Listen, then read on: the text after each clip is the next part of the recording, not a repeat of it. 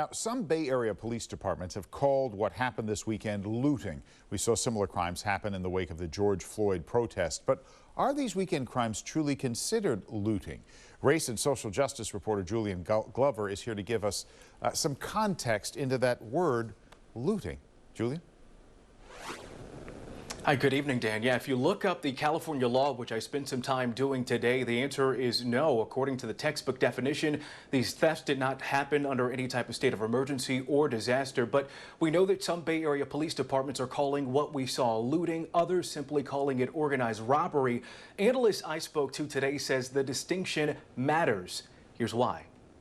The Louis Vuitton store was burglarized and looted. The Burberry's in Westfield Mall was burglarized and looted. That's San Francisco Police Chief Bill Scott detailing his department's response to a wave of seemingly organized retail theft netting $1 million in stolen luxury goods. Here's San Jose PD spokesman today. So we're talking about two incidents.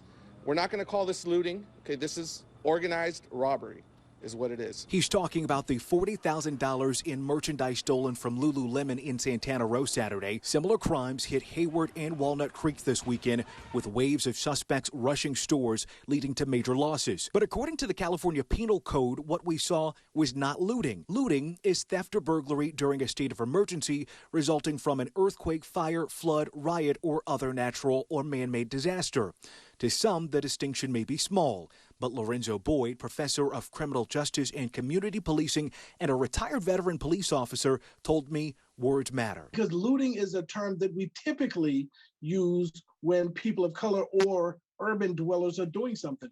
We tend not to use that term for other people when they do the exact same thing. To be clear, we don't know the identities or races of the majority of the thieves, but we do know there was no local emergency declared in the Bay Area cities that experienced smash and grabs this weekend. However, the crimes did follow the contentious verdict in the Kyle Rittenhouse trial Friday. A jury found the teen not guilty on all counts for killing 2 men during a protest against police brutality last year in Wisconsin. Local protests this weekend in response were small and peaceful.